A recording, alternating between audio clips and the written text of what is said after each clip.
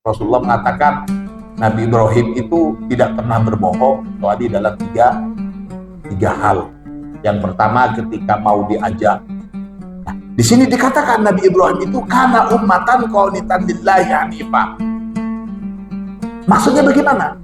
Satu sosok Nabi Ibrahim itu Rasulullah bilang begini kepada si Ahmad, ilzam hadhihi tariqah min ghairi khalwatin wala i'tizalin anin nas.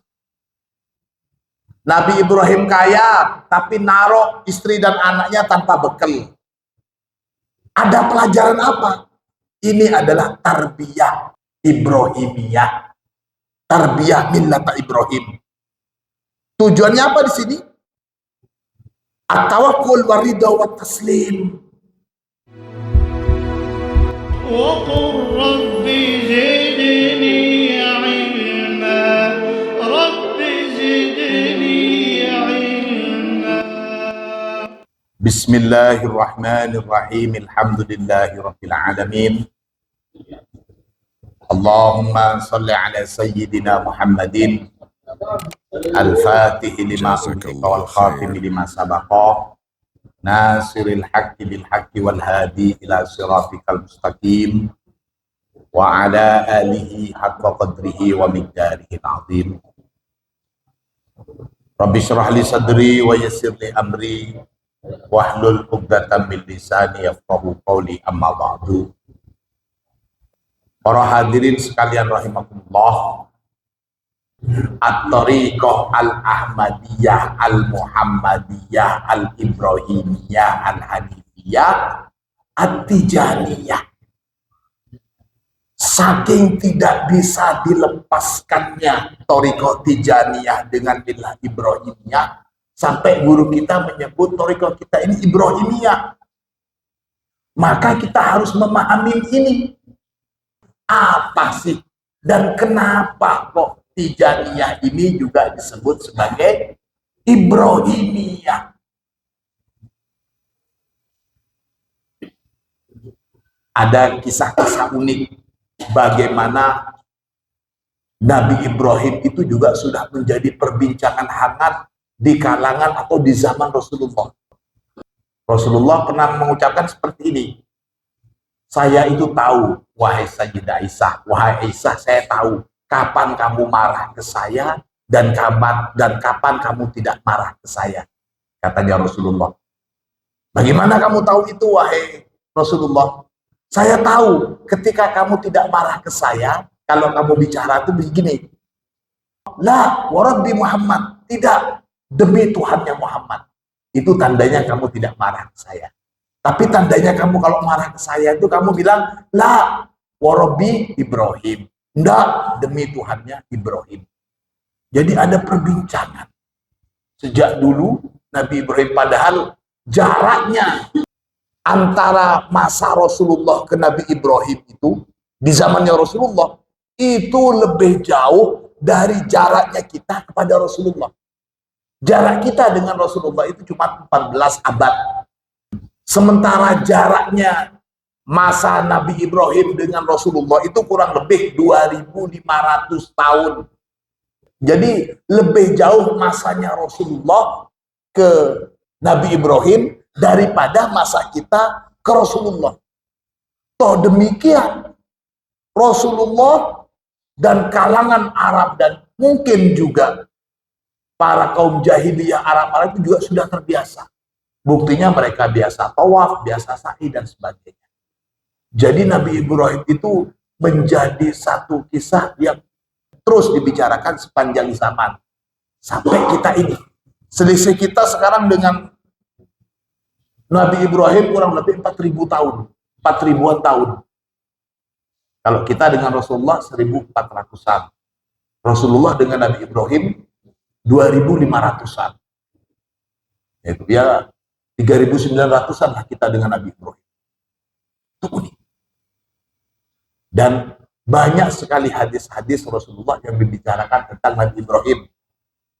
Salah satunya juga Rasulullah mengatakan Nabi Ibrahim itu tidak pernah berbohong kecuali dalam tiga hal. Jadi kita sering bicara ini, Nabi Ibrahim dustanya itu dalam 3 hal. Yang pertama ketika mau diajak sesembahan bersama oleh rajanya pada waktu itu, Nabi Ibrahim kemudian bohong, mengatakan, ini sakim. Aduh saya sakit, saya nggak bisa. Jadi waktu itu keberhala semuanya. Yang kedua, ketika jamak masyarakatnya nggak ada, Nabi Ibrahim membantai patung-patung. Kemudian ditaruhlah alat pembantainya itu di patung yang besar. Kemudian bilang, bal fa'alahu kabiruhum. Di dalam Al-Quran itu, di surat Al-Anbiya. Siapa ini yang menghancurkan? Semuanya bilang, oh Ibrahim yang gak ikut sembahyang. Ibrahim yang gak ikut ke berhala. Panggil, bukan saya, itu yang besar. Karena itu goloknya ada di sana. Dan yang ketiga adalah dikatakan ketika Nabi Ibrahim bersama istri beliau Siti Sarah ditanya oleh seorang raja dolim, itu siapa itu? Sarah itu kan istrinya. Kemudian Nabi Ibrahim bilang, dia ukhti, dia saudariku. Nah, 3 hal ini jelas dusta, tapi dalam kaidah fikih dikatakan ini adalah muslihat untuk dibolehkannya satu hal yang sebenarnya tidak boleh. Sama juga dengan contoh ketika Khidir itu melobangi kapal.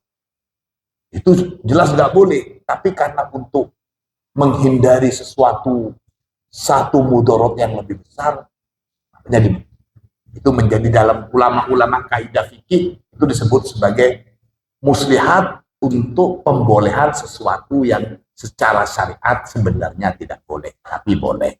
Tapi nggak sembarangan orang bisa melakukan itu. Itu. Kita masuk, jadi kita sudah ngaji ini, tapi supaya lebih bisa meresapi hakikat atau penamaan Thariqah ini sebagai Ibrahimiyah, kita akan mengulangi lagi, dan momentumnya di mana sekarang ini umat Islam seluruh penjuru dunia memang tertuju pemahaman pemikirannya kepada Nabi Ibrahim alaihis salam.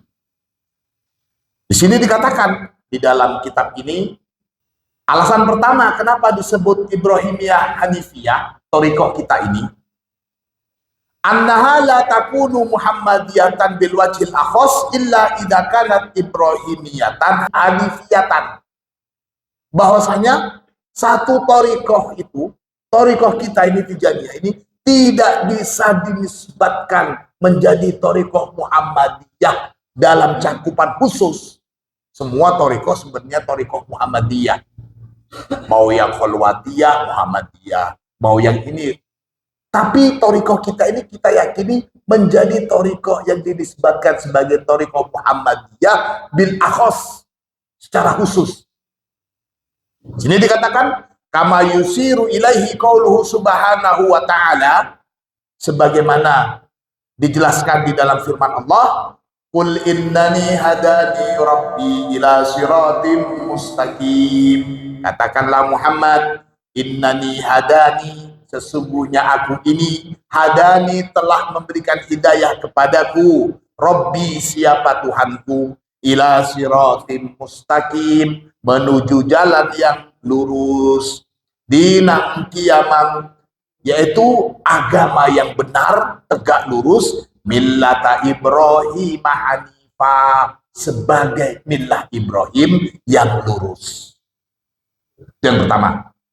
Jadi tidak mungkin bisa menjadi thariqah Muhammadiyah sebelum melalui Ibrahimiyah al-Hanifiyah.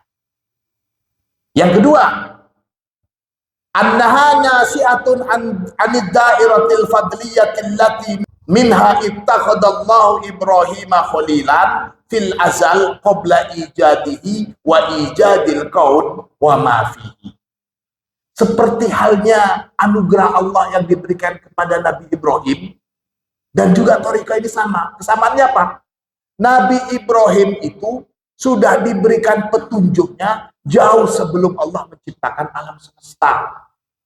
Ini dikatakan Allah berfirman, Walaqad ataina Ibrahim rusdahu min qabl, dan sungguh telah aku berikan petunjuk pada Ibrahim min qabl, dari sebelum. Para mufassir menyatakan sebelum Allah menciptakan Ibrahim, bahkan sebelum Allah menciptakan alam semesta. Allahumma sholli ala Muhammad. Jazakallah khair. Ini umum, sudah tafsiran-tafsiran itu umum banyak. Kita yang hal-hal yang tafsiran umum tidak usah diperpanjang. Yang ketiga, al-wajhus salis annaha tariqatu syukrin kama taqaddam. Bahwasanya tariqah Tijaniyah itu adalah tariqatu syukri kama taqaddam, sebagaimana penjelasan yang sudah berlalu. Kita sudah paham ini. Tariqah Tijaniyah itu adalah wujud rasa syukur kita kepada Allah. Ini bukan tariqatu talab atau tariqatu syart, bukan tariqatu syarti, bukan tariqah yang ada maunya, tapi bentuk syukur kita. Kita sudah menganggap terlalu banyak nikmat Allah yang sudah diberikan kepada kita. Bukan tariqah sebedekah harapan. Awirid lancaran cekeh, awirid teroleh orderan Gojek benyak, awirid terpaju kapi dengan, bukan. Kita ini bukan thariqatus syarti, tapi thariqatus syukri. Ini juga sudah kita panjang lebar membahas ini. Apa kaitannya? Kesamaannya dengan Nabi Ibrahim apa? Thariqatus syukri ini Allah menegaskan Nabi Ibrahim di dalam Al-Quran syakiron li'an'umi. Nabi Ibrahim itu disebut sebagai hamba yang bersyukur atas nikmat-nikmat Allah. Jadi secara khusus Allah melabelkan sebagai hamba yang bersyukur kepada Nabi Ibrahim. Al-wajhur rabi, adapun alasan yang keempat kenapa thariqah Tijaniyah ini disebut Ibrahimiyah Hanifiyah. Ini dikatakan annallaha ta'ala ja'alaha bima'di fadlihi wa karamih ma'lamal khairi fi hadzal zaman alladhi huwa akhirul azman. Bahwasanya karena kemurahan, kemahamurahan Allah dan karena fadil Allah, thariqah kita ini dijadikan thariqah yang ada di akhir zaman dengan thariqah yang sangat mudah, sangat gampang, tidak ribet sebagaimana thariqah-thariqah yang lain. Ini sekali lagi bentuk fadilah Allah. Karena kita tahu ada satu hadis Nabi yang mengatakan, qala Nabi sallallahu alaihi wasallam, untuk bisa membayangkan zaman kita ini zaman akhir dan mudah. Betul kalau dikatakan generasi yang paling bagus itu adalah generasi yang bersama dengan Rasulullah. Khairul qarni, katanya Rasulullah, generasi yang paling bagus itu adalah generasi yang hidup dengan sezaman dengan Rasulullah. Kemudian setelahnya itu terus. Jadi kalau dilihat kita ini jauh sekali dari Rasulullah, berarti memang di sini tepatnya generasi butuh, itu wajar. Untuk label itunya kita wajar, tidak apa-apa. Tapi sebagai akhir zaman, fadilah Allah, Allah Maha Pemurah, nggak apa-apa. Memang kita ini mungkin generasi yang sangat bobrok sekali. Saking bobroknya, hampir dalam 1 bulan terakhir ini, tiap hari orang-orang yang sudah dihormatin bahkan diciduk polisi. Yaitu wallahu a'lam, itu termasuk musibah zaman, akhir zaman. Kita melihatnya itu akhir zaman. Ada satu hadis sebagai hipotesa dari pernyataan atau dari pemahaman tentang generasi ini, dikatakan begini, innakum fi zamanin man taraka minkum usrama umira bihi halak. Ini kepada para sahabat, kepada generasi yang paling bagus. Kalian itu, wahai para sahabat, ada di satu zaman di mana kalau salah seorang dari kalian itu melakukan, atau di sini dikatakan Man taraka minkum usra ma umira bihi halaka. Barang siapa yang meninggalkan 1/10 saja dari apa yang diperintahkan, celaka dia. Maksudnya dia sudah mengerjakan 90%. Kalau dikatakan nilainya sudah 9, itu masih celaka. Orang yang sudah mendapatkan nilai 9 dalam melakukan segala perintah Allah dan menjauhi larangan Allah, nilainya sudah 9, itu celaka. Kemudian dilanjutkan, summa ya'ti 'alaikum zamanun man amila minkum bi usri ma umira bihi najah. Kemudian nanti akan datang satu zaman di mana kalau salah satu dari kalian itu mengerjakan 1/10 dari apa yang diperintahkan, selamat dia itu. Kalau tadi mengerjakan 90%, cuman meninggalkan yang 10%, celaka. Nanti akan ada satu zaman kalau orang melakukan 10% saja. Melakukan 10%, jadi nilainya 1. Mengerjakan 10% berarti yang ditinggalkan 90%. Itu selamat. Meskipun ada hadis membicarakan sebaik-baik generasi itu di zaman Rasulullah, tapi di zamannya Rasulullah, kalau sahabat mengerjakan 90% yang diperintahkan, celaka. Kita meskipun termasuk generasi yang jelek umpamanya, tapi meskipun kita cuma melakukan 10%, alhamdulillah, selamat. Ini wa albasaha malabisa ta'atihi fi sirri wal i'lan fakanat ummatan wahdah qanitatan lillahi ta'ala wa dhalika min millati Ibrahim kama asyara ilaihi qauluhu subhanahu wa ta'ala inna Ibrahim kana ummatan qanitan lillahi hanifa. Ini menarik. Jadi Nabi Ibrahim itu disebut sebagai ummah. Sosok Nabi Ibrahim itu disebut sebagai ummatan qanitan, umat yang tunduk kepada Allah Subhanahu wa taala. Tentu dalam makna umat itu kita sudah paham, ini sudah menjadi bahasa kita. Umat Islam, umat Nasrani, umat ini, umat itu. Ada juga umat yang bermakna waktu di dalam Al-Qur'an. Nah, di sini dikatakan Nabi Ibrahim itu kana ummatan qanitan lillahi hanifah. Maksudnya bagaimana? Satu sosok Nabi Ibrahim itu adalah yang menghimpun banyak sifat kebaikan, sehingga dikatakan Nabi Ibrahim menghimpun sifat banyak kebaikan seakan-akan setara dengan satu umat. Nabi Ibrahim itu orangnya santun, alim, ramah, pemurah. Kemudian apa lagi? Sifat-sifat yang baik. Di dalam Thariqah Tijani ini ada yang alim, ada yang pemurah, ada yang murah senyum, ada yang tawadu, mutlak sama. Jadi yang dikenal sifat-sifat mulianya.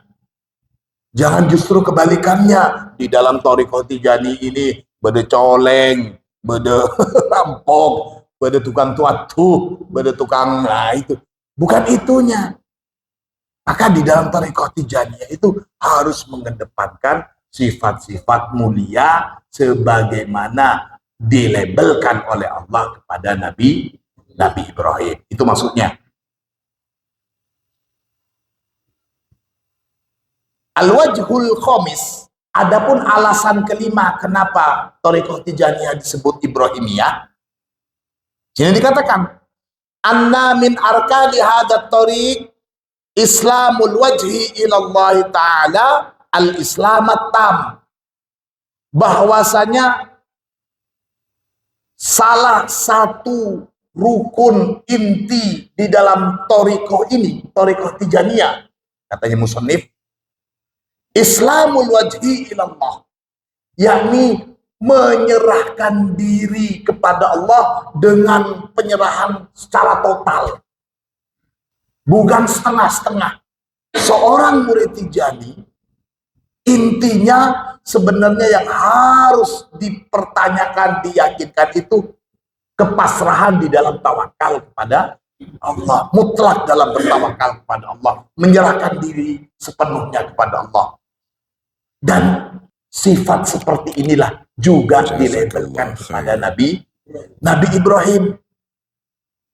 Ketika Allah menyatakan di dalam Al-Quran, idh qala lahu rabbuhu aslim, qala aslamtu li rabbil alamin.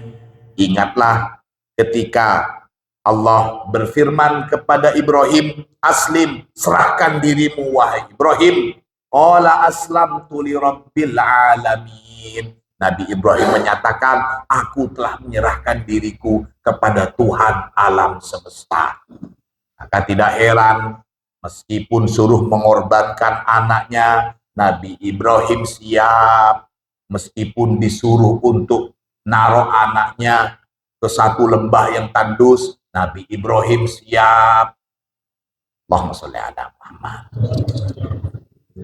Wal Islam, dan adapun yang dimaksud dengan Islam di sini, al-inqiyadu ilallahi ta'ala inda kulli du'ain yad'u ilaihi min ghairi tawakkufin. Maksudnya Islam itu di sini adalah al-inqiyad ilallah ta'ala inda kulli du'a. Menyerahkan sepenuhnya kepada Allah. Cuman bergantung kepada Allah. Di dalam setiap doa kita kepada Allah, min ghairi tawakkuf, tanpa henti. Jadi betul-betul menggantungkan diri kepada Allah Subhanahu wa taala. Qalahu Syekh Muhyiddin, hal yang demikian yang sudah dikatakan oleh Syekh Muhyiddin. Wandur risalata sayyidina radhiyallahu anhu al-sammah bisyafiyah. Al-wajhu sadis, adapun alasan yang keenam kenapa thariqah Tijaniyah itu disebut sebagai thariqah Ibrahimiyah. Anna hadhihi thariqah lamma kanat thariqah ijtiba'in sahlatan la haraja fiha wala masyaqqata wala daiqa, kanat Ibrahimiyah hanifiyah i'tibaran bima asyara ilaihi qauluhu subhanahu wa ta'ala, huwa jatabakum wa ma ja'ala 'alaikum fid-din min haraj millata abikum Ibrahim. Allah menjadikan Nabi Ibrahim sebagai hamba pilihan. Thariqah kita ini juga termasuk thariqah pilihan yang di dalamnya tidak ada hal yang berat, tidak menyusahkan. Sebagaimana juga Nabi Ibrahim dimudahkan. Dikatakan, wa ma ja'ala 'alaikum fid-din min haraj, dan Allah tidak menjadikan di dalam agama satu kesulitan. Di dalam thariqah Tijaniyah juga seperti itu. Dan diteruskan, wa qad taqaddamat wasiyatu sayyidil wujud sallallahu alaihi wasallam li sayyidina radhiyallahu anhu lamma waqa'a al-fathu ala yadayhi sallallahu alaihi wasallam wa udina lahu fi tarbiyatil khalqi ala al-itlaq biqauli. Dan ini sejalan dengan wasiat yang disampaikan oleh Rasulullah kepada Syekh Ahmad ketika Syekh Ahmad sudah mendapatkan izin melalui Rasulullah untuk mengajarkan thariqah ini, untuk memberikan penjelasan utamanya tentang salawat Fatih. Rasulullah bilang begini kepada Syekh Ahmad, ilzam hadhihi thariqah min ghairi khalwatin wala i'tizalin anin nas. Istiqomahkan, ajarkan thariqah ini min ghairi khalwatin, dengan tanpa khalwat. Itu maksudnya di sini menyendiri, nyepeh itu loh. Gak usah begitu-begituan, wala i'tizalin anin nas, dan juga tidak usah sembunyi dari keramaian masyarakat. Maksudnya tetap dalam menjalankan kehidupan sosial. Ini menjadi salah satu pembeda thariqah Tijaniyah dengan thariqah-thariqah yang lain. Di Tijaniyah itu nggak ada istilahnya khalwat, apalagi sampai mengasingkan diri dari kehidupan masyarakat. Pola aktif Tijani pas lo muka tuku, pola aktif Tijani pas ambu saya lakwah. Tidak. Di dalam thariqah Tijaniyah tidak dibedakan hal seperti ini. Justru semakin samar seseorang acambur di masyarakat, itu semakin bagus. Allahumma sholli ala Muhammad. Ini dauhnya Rasulullah pada si Ahmad. Ilzam hadhihi tariqah min ghairi khalwatin wala i'tizalin anin nas ila akhirih. Undur Jawahirul Ma'ani. Coba lihat di kitab Jawahirul Ma'ani. Al-wajhus sabi. Nah ini. Adapun alasan yang ketujuh, kenapa tariqah Tijaniyah disebut tariqah Ibrahimiyah? Sini dikatakan anna min sya'nis salikin ala hadhihi tariqah, bahwasanya termasuk dari hal atau keadaan murid-murid tariqah Tijani. Kalau kita mengaku sebagai murid tariqah Tijani, perhatikan ini. Katanya Sidil Arabi dikatakan begini. Ayyaghliba ala ahwalihim kasratul hilmi was sabri ala man yu'dihim wa yunakkisuhum. Ciri-cirinya murid Tijani itu adalah ayyaghliba ala ahwalihim. Kondisi atau keadaan sehari-harinya itu lebih banyak menunjukkan sikap santun, penuh kesabaran, ala kulli man yu'dhihim wa yunakkisuhum, atas semua atau kepada semua orang yang menyakiti dia atau merendahkan posisinya. Terbiasa dan tetap menunjukkan sikap santun dan sabar, bukan saja kepada sesama yang saling menghormati, bahkan kepada yang ngenyek, kepada yang mencibir atau yang mengkerdilkan posisinya, lo erekan kepada orang yang gak ngerekan dia, maksudnya. Wa kasratut ta'awuh lima yushahiduna min jalalillahi ta'ala. Dan tariqah Tijani, ciri-ciri salah satu cirinya adalah kasratut ta'awuh, banyak mengeluh begitu. Lima yushahiduna min jalalillahi ta'ala, atas musyahadah pada asma Allah al-jalaliyah itu. Fala tajiduhum yatamayyazuna an amatil mu'minin. Maka kamu mungkin tidak akan menemukan orang-orang Tijani itu seperti berbeda dengan kebanyakan orang pada umumnya, dengan kebanyakan kaum mukminin pada umumnya. Dengan sesama mukmin saja cambur. Artinya sama, tidak membedakan diri. Ini sesama mukmin, apalagi kepada sesama murid Tijani. Memang begitu yang diajarkan. Ngarep posisi lebih dari sama ikhwan. Ini saya tunjukin, saya kodam. Itu yang diajar sejak dulu. Fala tajiduhum yatamayyazuna an amatil mu'minin bi syai'in mimma yushiru ilal kamal. Artinya tidak menunjukkan kalau diri kita ini lebih sempurna dari yang lain. Gak ada di dalam Tijani seperti itu. Memuliakan diri gak ada.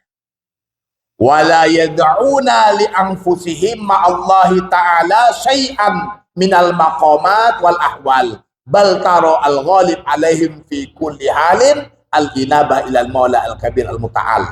Wala yad'una li anfusihim. Dan ciri-ciri orang Tijani itu juga lokoh-ngakoh, tidak memproklamirkan diri menjadi orang yang dekat dengan Allah. Saya ini waliullah, saya lebih dekat daripada yang lain kepada Allah. Tidak meremehkan orang lain. Wah, itu orang ini jarang begini, orang ini jangan begini. Jauh itu dari Allah.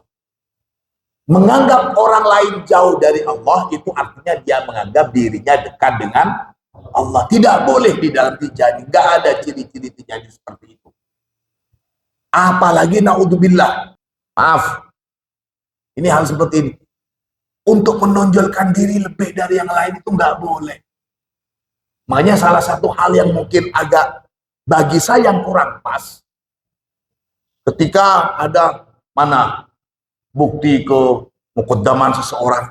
Lelapanya muqaddam kok diminta bukti-bukti. Tekala lo yang ke muqaddam lah tak apa. Istilah seperti itu. Tapi kok kenapa kok begini? Ya biasa maklum akhir zaman. Allahumma sholli ala Muhammad. Menganggap diri lebih saja dengan sesama mukmin. Dengan mukmin pada umumnya itu lo nggak boleh. Apalagi mau memilah diri, kamu ikhwan, saya muqaddam. Na'udzubillah. Bal taro al-ghalib alaihim fi kulli halin al-inabah ilal maula al-kabir ta'ala al-munfarid bil izza wal jalal subhanahu wa ta'ala wa dzalika min millati Ibrahim alaihissalam. Dan yang seperti itulah sikap dan sifat-sifat ciri di dalam thariqah Tijaniyah itu senada dengan apa yang dilabelkan oleh Allah pada Nabi Ibrahim sebagaimana firman Allah, inna Ibrahim lahalimun awwahum munib. Maka diharapkan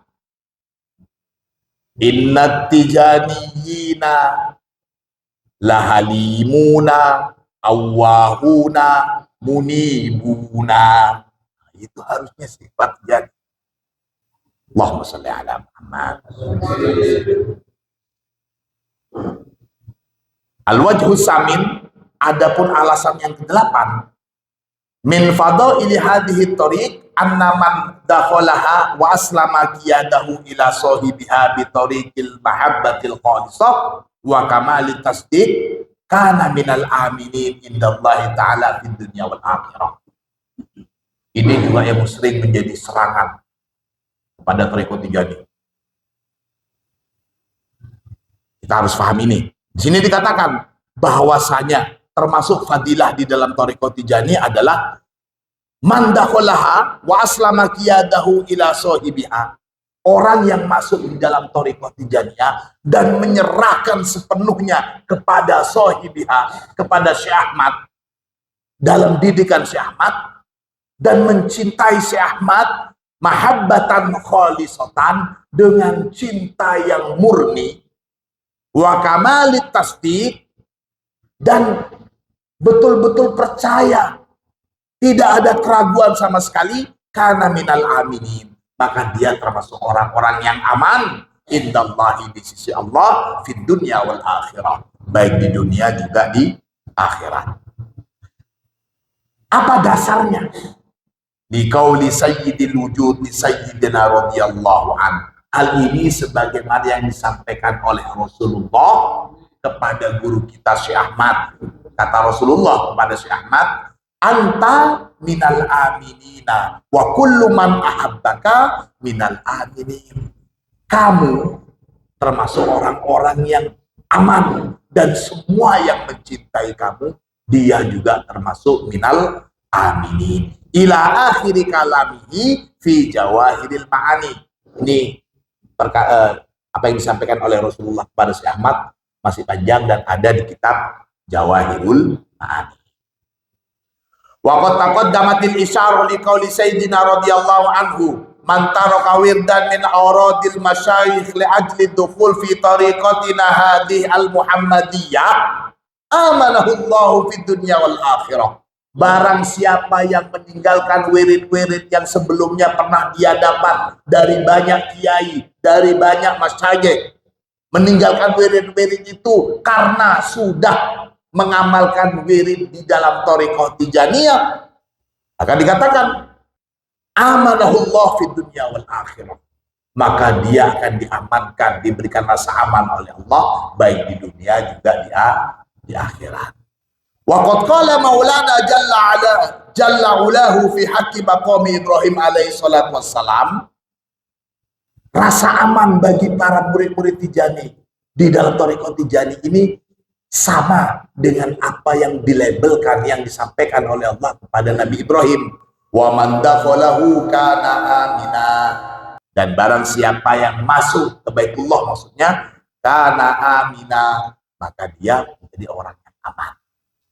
Al-wajhut tasi, adapun alasan yang 9, anna sayyidana Ibrahim alaihi salatu wassalam bahwasanya Nabi Ibrahim alaihi salatu wassalam askana dzurriyyatahu wa iyalahu wadil haram bila zadin wala rahilatin. Nabi Ibrahim itu pernah menempatkan sebagian keluarganya di satu lembah, yakni lembah haram, bila zadin wala rahilatin, ditinggalin tanpa bekal, juga tidak dikasih tumpangan. Padahal Nabi Ibrahim itu terkenal sebagai nabi yang kaya raya, tapi kok tega-teganya menaruh Sayyidah Hajar bersama anaknya yang masih bayi di satu lembah yang gersam, yang tidak ada pepohonan, bahkan air pun gak ada. Lo esangwe. Fanada maulahu subhanahu wa da'ahu bismi rabb. Setelah ditaruh Siti Hajar dan Nabi Ismail, kita masuk yang madhab memahami bahwa yang itu adalah Nabi Ismail. Ditaruh itu roja'an litarbiyatur dzurriyyatihi wa iyalihi wa ahlihi, dengan penuh harap untuk didikan keluarga serta keluarga dan turunannya itu, wa iwaihim, dan agar supaya mendapatkan atau memberikan perlindungan kepada mereka, ila jiwari karomatihi subhanahu wa ta'ala wa fadlih, agar mendapatkan naungan perlindungan dari kemahamurhan Allah dan fadilah Allah. Nabi Ibrahim kaya, sebenarnya Nabi Ibrahim bisa saja memberikan bekal untuk kehidupan istri dan anaknya supaya nyaman, dikasih pembantu, dikasih penjaga, dikasih keledai, atau dikasih kuda. Jadi ada pendidikan tarbiyah Ibrahimiyah khusus di dalam penempatan Siti Hajar dan Nabi Ismail di sana. Nah, di sini dikatakan, faqala fi ma hakahu Allah taala anhu fi muhkami wajhi, Rabbana inni askantu min dzurriyyati biwadin ghairi dzi zar'in 'inda baitikal muharram. Wahai Tuhan kami, ini sesungguhnya aku askantu telah menempatin siapa aku, min dzurriyyati, dari sebagian keluargaku. Menempatkan di mana? Biwadin, di satu lembah, ghairi dzi zar'in, lembah yang tidak ada pohon-pohonnya alias gersang, inda baitikal muharram, yang ada di dekat Baitullah al-Muharram. Waktu itu masih belum ada Ka'bah, sudah ada tandanya tapi tidak seperti sekarang. Itu sudah menjadi Baitullah. Dan Nabi Ibrahim menempatkan istri sama putranya di sana, tentu atas petunjuk Allah. Itu Baitullah. Fakana fi dzalika isyaratan ila tarbiyati dzurriyyatihi wa iyadihi bi haqaiqi tawakkul wa ridha wa taslim. Nabi Ibrahim kaya tapi naruh istri dan anaknya tanpa bekal. Ada pelajaran apa? Ini adalah tarbiyah Ibrahimiyah, tarbiyah millat Ibrahim. Tujuannya apa di sini? At-tawakkul wa ridha wa taslim. Untuk bisa bertawakal, ridho, dan bisa ikhlas, ridho, wa taslim, dan menyerahkan diri sepenuhnya kepada Allah. Wa nikmati tarbiyah hadi, betapa nikmatnya tarbiyah ini. Wal baitul muharram, dan adapun Baitullah al-Muharram, adapun Baitullah yang dimuliakan itu, huwallazi yamna'u sakinahu wa qasidahu minal musakanah wal mulahadah wal istinad li ghairillahi ta'ala.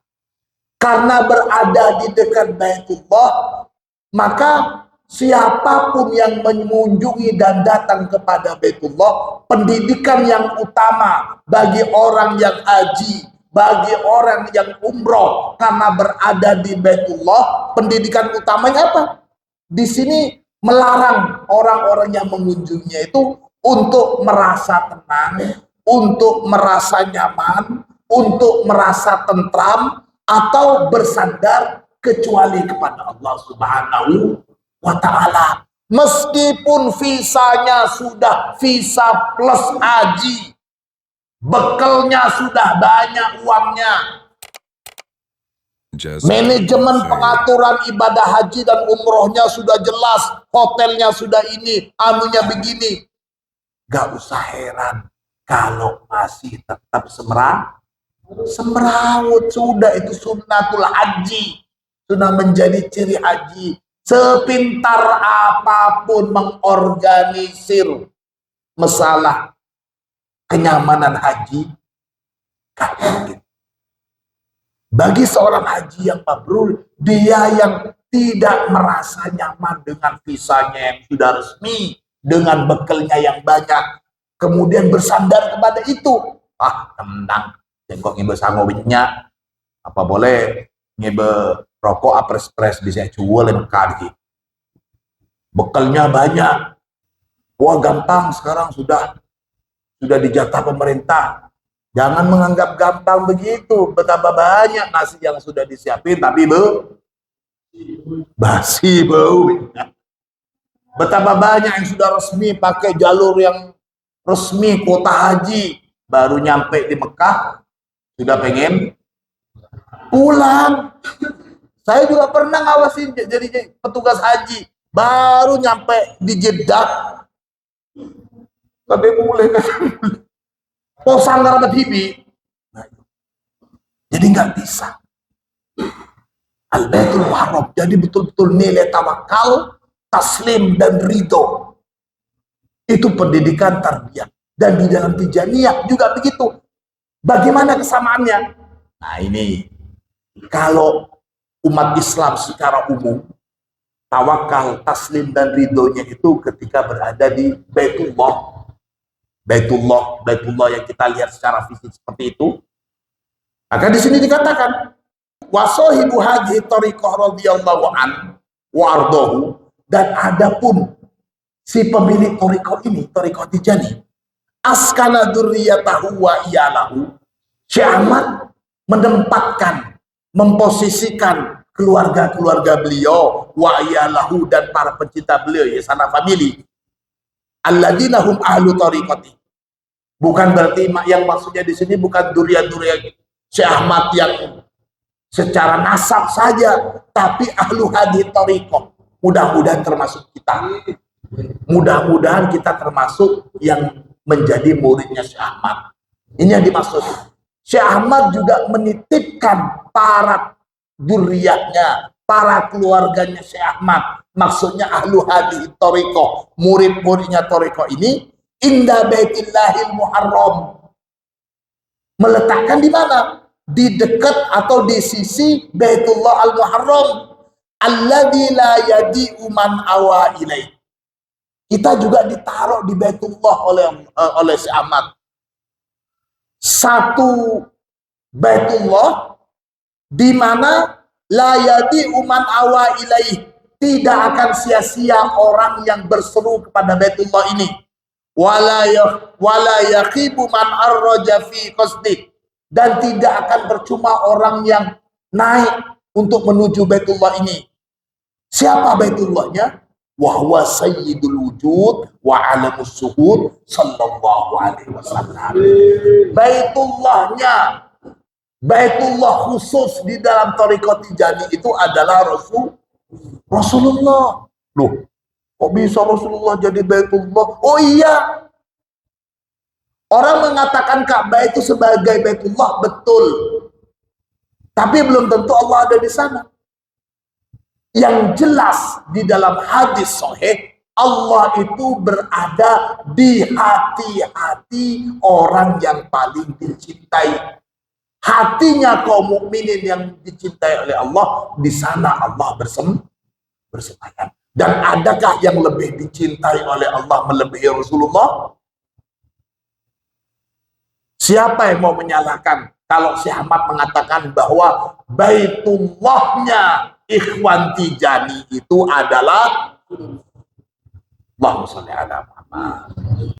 Maka tidak heran, silahkan mengeluh kepada Baitullah ini, kepada Rasulullah sebagai wasitotul udma. Li'annahu sallallahu alaihi wasallam, kenapa kok bisa menjadikan, kok berani-beraninya Thariqah Tijani ini menjadikan Rasulullah sebagai Baitullahnya? Kenapa alasannya? Karena Rasulullah itu ustaduhum. Rasulullah itu adalah guru kita. Gino boboten. Wa murabbihim, dan Rasulullah adalah yang mendidik kita melalui syahadat. Waddominu lahum, dan Rasulullah adalah yang memberikan jaminan untuk murid. Wa kafiluhum, Rasulullah juga menjadi kafil. Napa kafil? Ini yang lama di Arab. Penanggung jawab. Jangan berapa kali punya kafil? Kafil kita sekarang adalah Rasulullah. Mana igomahnya? Ini igomah saya. Rasulullah. Siapa kafilnya? Kafilnya Rasulullah. Allahumma shalli ala Muhammad. Wa fi dzalika isyaratun ila tarbiyatihim bi qasri nadar fi istimdadatihim wa istinadatihim. Ada istilah istimdad, ada istilah istinad. Ya, istimdad itu maksudnya minta pertolongan, istinad itu maksudnya bergantung. Istimdad kita kepada Rasulullah melalui Syekh Ahmad. Istinad kita ya kepada Rasulullah melalui Syekh Ahmad. Wa sarfil wajhi fi sa'iri taqallubatihim ilaih. Jadi kita lok ngarep apa boleh. Jadi jalan kita menuju Rasulullah wis dari satu jalan ini saja, dari jalannya Syekh Ahmad. Cek letolian kecilin selain. Maka Syekh Ahmad mengatakan, kalau orang yang mau melewati jalan saya, menurut saya sudah cukup saya saja. Jangan duakan cintamu padaku, kata Syekh Ahmad. Jangan duakan cintamu padaku. Saking cintanya Syekh Ahmad kepada para murid Tijani, hingga lo le akabimo. Semakin cinta seorang istri kepada suaminya, akan semakin menjaga suaminya supaya tidak jatuh cinta lagi. Syekh Ahmad juga begitu. Dan memang dosa paling besar itu adalah dosa ketika melalaikan cemburunya Allah.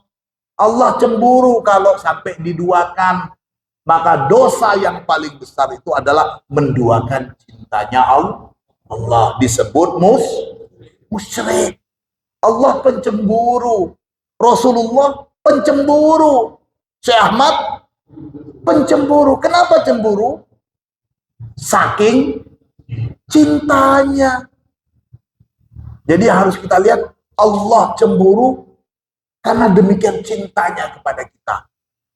Rasulullah cemburu sedemikian cintanya kepada kita. Syekh Ahmad juga cemburu sedemikian cintanya kepada kita. Kalau umpamanya ada guru-guru dan thariqah lain yang silakan gabung dengan thariqah lain, monggo. Berarti kurang dicintai sama gurunya. Alhamdulillah kita mendapatkan cinta yang bahkan tidak boleh menduakan kecintaan guru kita. Sebelum saya akhiri, sebagai kesamaan antara thariqah Tijaniyah dengan tarbiyah Ibrahimiyah. Jadi kalau bisa menginspirasi kita ketika Siti Hajar baru meninggal. Jadi setelah Nabi Ibrahim meletakkan Ismail dan Siti Hajar di Mekah, ya sudah ditinggal. Nabi Ibrahim kembali lagi ke Syam. Syam itu ya Palestina dan sekitarnya sekarang inilah. Ada juga pernah ke Mesir dan sebagainya. Ketika Siti Hajar meninggal dan ketika Nabi Ismail baru menikah, Nabi Ibrahim kemudian datang ingin jenguk datang ke Mekah. Ketika Nabi Ibrahim sampai di rumahnya Ismail sedang nggak ada. Ismail nggak ada, kemudian Nabi Ibrahim tanya kepada istrinya, mana Ismail? Dia nggak ada, Abah. Mungkin Abah lah bahasa kita. Sedang kerja, nyari kese. Setelah itu, Nabi Ibrahim tanya kepada istrinya, bagaimana keadaan kalian? Aduh, balas, coba. Kalau apa, kayak kembali saya kakan untuk Asroh. Istrinya Nabi Ismail, istri pertama di Asroh. Padahal doanya Nabi Ibrahim itu ingin bahwa betul-betul tawakal. Agar tawakal dulu ya. Asroh, apanya? Berkeluh kesah. Oh begitu ya. Katanya Nabi Ibrahim bilang ke istrinya, tolong nanti sampaikan kepada suami kamu kalau datang, suruh ganti bukaan pintunya itu. Ganti bukaan pintunya. Nabi Ibrahim pergi. Setelah itu datanglah Ismail. Tadi abah kamu datang begini. Dia kirim salam, katanya kamu suruh benerin bukaan pintunya. Nabi Ismail kemudian memahami, oh ya itu abah saya. Artinya, saya suruh benerin bukaan pintunya itu, saya disuruh menceraikan kamu. Udah kamu sekarang pulang ke keluarga kamu. Jadi kita sebagai ikhwan tijani jangan memaknain bahwa Nabi Ibrahim kok dengan tegasnya menyuruh untuk menyerahkan anaknya. Bukankah urusan begitu urusan suami? Tidak. Tentunya Nabi Ibrahim itu sudah dikasih mukasyafah dan marifat oleh Allah. Wah ini nggak bener. Cuman benerin. Bilang ke suami kamu, engsel pintunya itu sudah ganti. Itu dimaknain suruh cerai. Ketika Nabi Ismail nikah dengan istri yang keduanya, beberapa waktu kemudian Nabi Ibrahim datang lagi dan tanya lagi, bagaimana keadaan kamu? Melihat kondisinya sama saja. Nabi Ismail nggak ada. Mana Ismail? Sedang cari rezeki bekerja. Bagaimana keadaan kamu? Ya alhamdulillah, Bang. Pokoknya tidak berkeluh kesah, banyak memuji Allah, banyak bersyukur. Oh ya sudah, sampaikan nanti kepada suami kamu, sudah betul engsel pintunya, jangan diganti. Bagaimana Nabi Ibrahim berharap dan berdoa kepada Allah untuk keluarganya, keturunannya itu bisa menjadi orang yang nerimo, tawakal, dan ikhlas untuk keadaannya. Itu doanya. Tapi sekali lagi, ini Nabi Ibrahim. Panjenengan cek tua. Betapa tegasnya Nabi Ibrahim. Itu pendidikan Nabi Ibrahim. Artinya, jangan mengandalkan itu. Ismail kan langsung anaknya itu padahal. Mudah-mudahan kita bermanfaat. Al-Fatihah. Jazakallah khair.